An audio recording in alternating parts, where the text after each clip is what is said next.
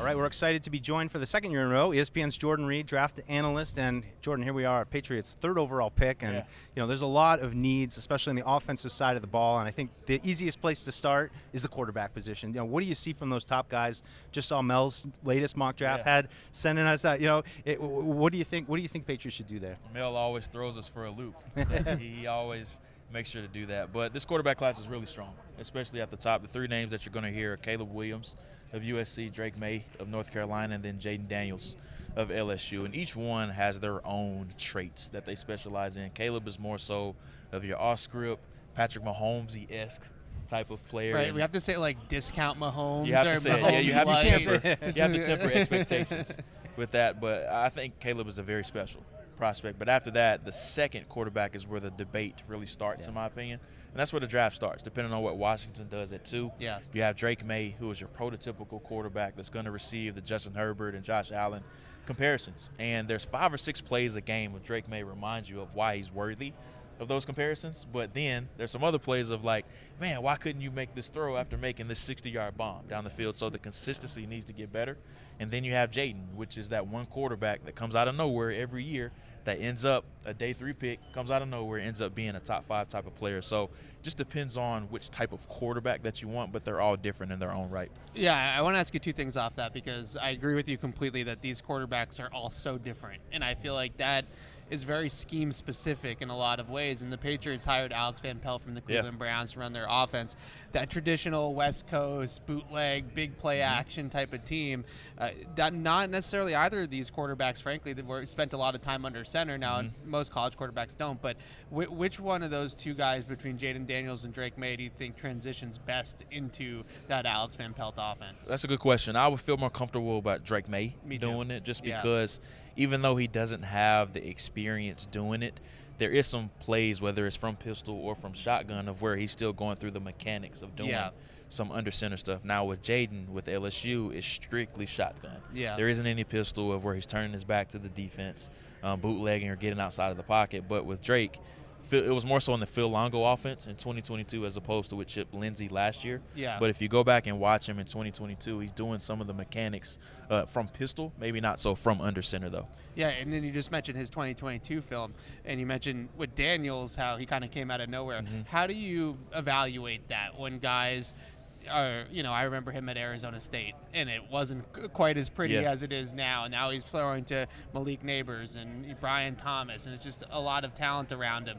How do you go from that to here, and do you put any stock in the old tape? I would say like Bo Nix is another example of one of those guys too. He's one of those guys of where I call it washing your filters or your priors to watching these players, just because whoever you thought they were at that other school, they've basically reinvented themselves at these other schools. So whatever you thought of Bo Nix or Jayden Daniels when they were at their prior stops, they're completely different players now, and it's all about development with these quarterbacks. And everybody says, oh, he was throwing to Malik Neighbors and Brian Thomas, but still, how you measure that is he getting the ball to them accurately?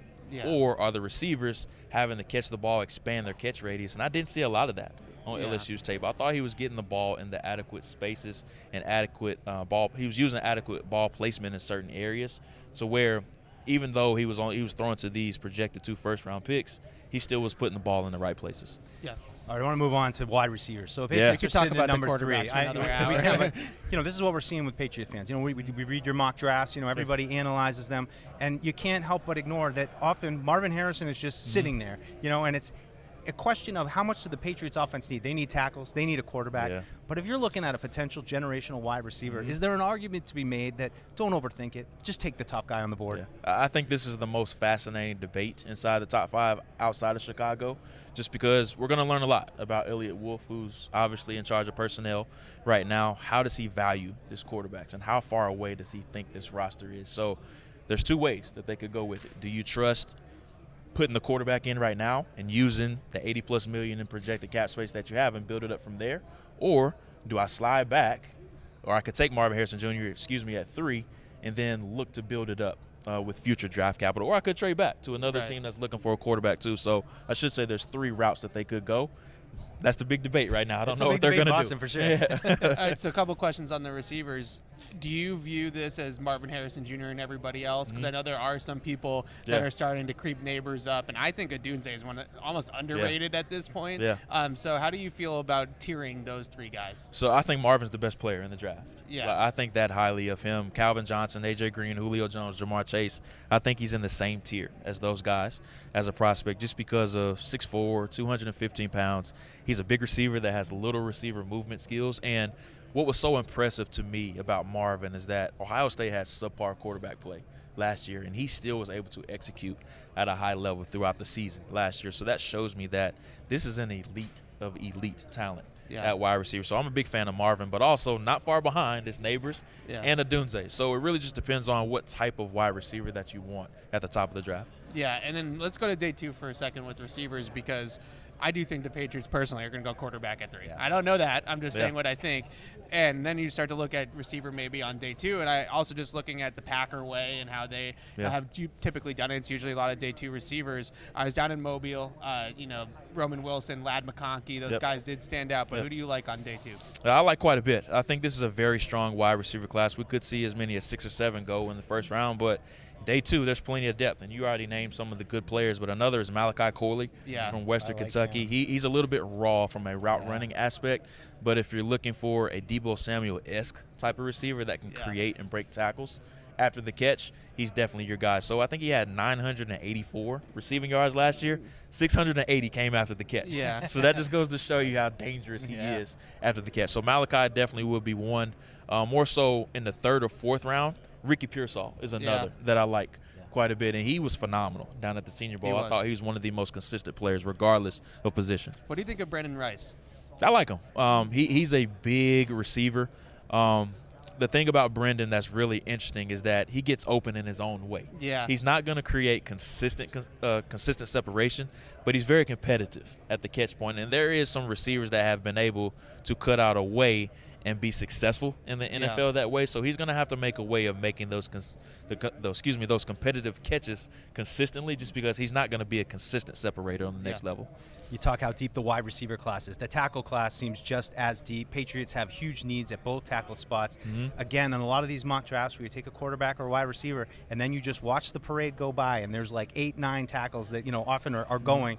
What's kind of your philosophy of this class, just when you have such a stacked class? Do you strike early and try to get the best one, or do you say, we're going to get a guy and he'll still be pretty good? Well, once again, it just depends on how they feel about the quarterbacks and the wide receivers in this class. And free agency is going to tell us a ton about the Patriots and how they feel about this class as a whole, just because you're not going to be able to get better and improve every position in the draft. So that's why I said they have a lot of money to spend in free agency. So where they spend those free agency dollars, we'll have a better feel as far as where they feel is better with this draft class. But offensive tackle is really one of those classes of where you can close your eyes and pick one just because it's so good at the top. And there's some depth through the 2nd and 3rd round as well. Then after that, it does have a little bit of a precipitous fall off.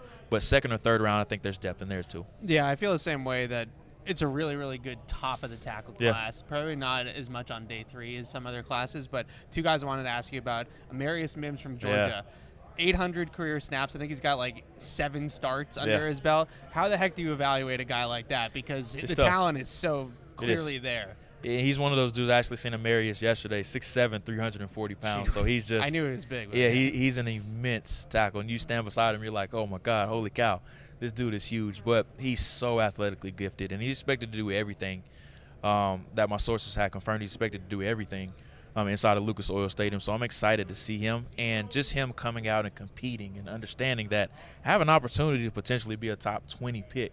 So what I need to do is go out and show that my ankle is fully healthy and fully healed now, just because even though my sample size is small, I still can go out and check boxes throughout the pre-draft process. So even though he has the small sample size with 8 career starts in 3 years, I think he has an opportunity to be a big riser. Is there anybody that you can think of off the top of your head that had that small of a sample size that went on to be a great NFL player? I actually researched it. I couldn't find anybody that had that limited of a sample size. Yeah, because a really intriguing player that, if he does fall to 34 for the Patriots in the 2nd round, it's a first-round talent that maybe you get on day 2.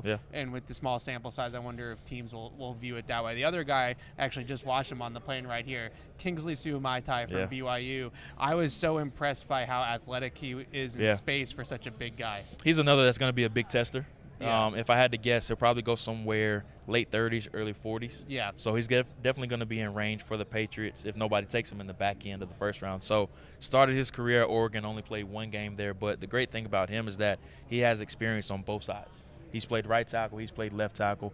He's still a little bit raw, but you're hoping he's one of those players of where you can bundle those athletic traits around his natural gifts, and he just needs reps right now. Once he gets those reps, he has more exposure to the game. He's only going to get better. Do you have a sleeper at tackle? So one I actually do like, he'll probably end up going third or fourth round, is Christian Jones of Texas. I like him too. I saw him in the Senior Bowl, and really good inset of hands, and a lot of those guys, their hand placement and stuff like that's a little raw, and he was impressive. Yeah, so he started 61 career games. Actually played 6 years at Texas, so a lot of experience. Massive human being, 6'5", 320 pounds, but he has really good movement skills. Now, his technique does need to be cleaned up a little bit. He can, what I call, be a little bit of a head ducker sometimes, but that's just him being over-eager at the point of attack, so needs to clean that up a little bit. But you go watch him against Alabama, him and Dallas Turner and Chris Braswell going against each other. It was a fun matchup to watch, and I thought he played really well. Just last one for me. Outside of tackle, any other sleepers or just position groups you feel like aren't being talked about enough right now, or maybe even a certain guy that you feel like needs a little bit more buzz? Ooh, that's a great question. Pick a position. How about wide receiver? No, we already did wide receivers. Edge again. defender. Yeah, there you go. Ooh, edge rusher. Gabriel Murphy of UCLA. Yeah. I like him quite a bit. He's another that's probably going to be a big tester this week at the Combine. He's a little bit undersized, but you're watching Liatu Latu, and you're like, man, who is this dude opposite of him? Yeah. And Gabriel Murphy was that player that made a lot of plays. Yeah, in the USC game, he definitely popped a lot in that game. And just last one for me, right now, as it stands, maybe February 26th or something like that, who are you picking 3 overall if you're Elliott Wolf? So, assuming Drake Maye is gone, of course, I would take Jayden Daniels. I would take a quarterback, a number 3 overall, just because nothing matters in a rebuild until you get that position solidified. So, if they take the quarterback there, use the cap room to get offensive tackles, to get receivers, and then just build it up from there. Yeah. All right, Jordan Reid from ESPN, thanks so much for joining us. Second year in a row. We'll do it again next year. No problem. Thank you guys as always.